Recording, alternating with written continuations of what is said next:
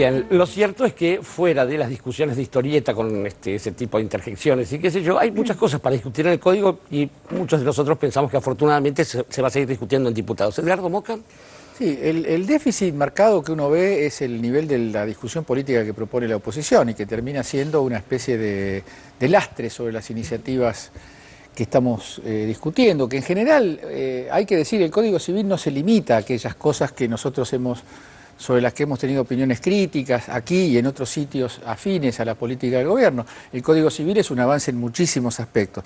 Ahora, a mí me parece que hay una actitud, el tipo de debate que se hace quiere decir que el gobierno, si aprueba el código tal como estaba planteado, con los avances en materia de definición del comienzo de la vida, en materia de función social de la propiedad, es un gobierno patotero, estatista, que no respeta las libertades civiles y la propiedad. Y si se retrotrae de eso, es un gobierno que afloja frente a las presiones, es un gobierno que no tiene, que el relato es falso. Entonces me parece que la oportunidad que tenemos en este punto, que si bien no es una discusión de la Constitución esto que estamos haciendo, eso es bueno decirlo porque hay gente que está poniendo esto en un nivel de dramatismo que no corresponde. Esto se aprueba por mayoría simple y también es derogado por mayoría simple. Y de hecho el Código Civil ha sido reformado mucho durante las últimas décadas. Pero a mí me parece que la oportunidad que hay es abrir un verdadero debate político sobre cuestiones sustanciales. Yo insisto con el tema de la función social de la propiedad. Es medio inadmisible que se diga que la función social de la propiedad, su contemplación en el Código Civil, sufre las presiones de la Iglesia, porque la Iglesia históricamente, la encíclica Rerum Novarum del siglo XIX, la idea de función social de la propiedad es de la Iglesia católica, digamos, ¿no? Que fue muy bien recogida en la Constitución de 1949. La doctrina social de la Iglesia de la que hablaba. Exactamente, la doctrina social de la Iglesia. Entonces, ¿de qué se está hablando acá? Se está hablando de algo que entraña dentro del Código Civil. Si bien el Código Civil no es una constitución, tampoco es una ley, es una trama de valores. Es un mensaje a la sociedad sobre cuáles son los valores y cómo deben concatenarse entre sí los valores. Entonces, poner en el Código Civil, hablar de la función social de la propiedad, quiere decir una mira interpretativa de todas las leyes. Todas las leyes civiles deben ser interpretadas bajo el prisma de que la propiedad no es absoluta.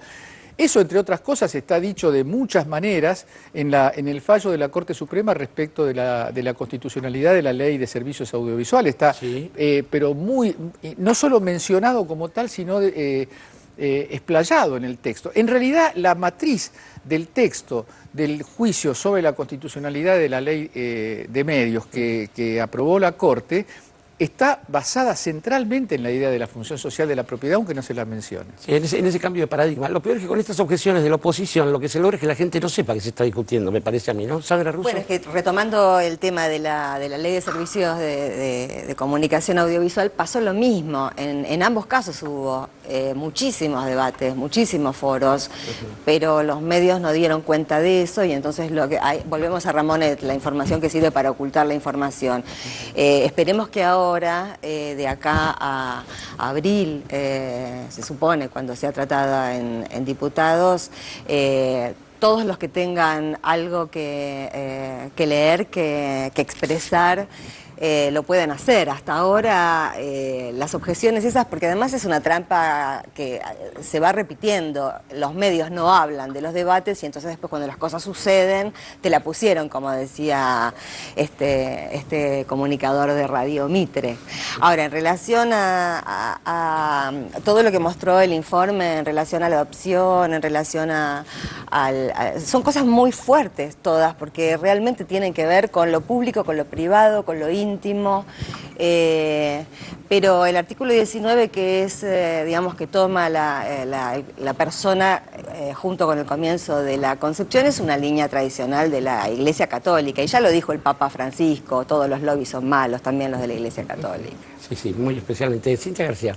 Estaba pensando en qué significa el Código Civil, ¿no? Que es básicamente la regulación de las relaciones entre las personas. Sí, toda nuestra vida cotidiana. Sí, exacto, ni más ni menos, ¿no? O sea, ni más ni menos.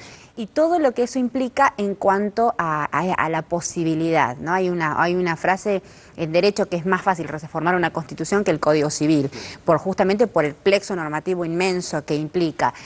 Algunas consideraciones después de hablar con la gente del CELS o con juristas, profesores de Derecho Civil y demás, coinciden todos en que es un cambio extraordinario en el concepto de las raíces profundas que va a modificar justamente de las relaciones entre las personas, como bien lo señalaba el informe, todo lo referido al divorcio, ya no será más una aflicción moral la infidelidad, por ejemplo, ¿no? Y tiene que ver con que dos personas que se deciden no vivir no tienen que explicar por qué deciden divorciarse o separarse, etcétera. Eso es un cambio interesante. Ahora, también me parece que, como decía el comunicado del CELS, esta es una oportunidad importante, ¿no? Y me parece que además que es un tiempo de exigencias. Por eso uno siente la necesidad de decir por qué no están las reformas tan transformadoras que han acompañado otras leyes como la de fertilización asistida, la identidad sexual o distintas situaciones. Ahora, yo no creo que las críticas que se le hacen al Código Civil con respecto a estos parámetros que nosotros también estábamos expresando sean solo de la oposición.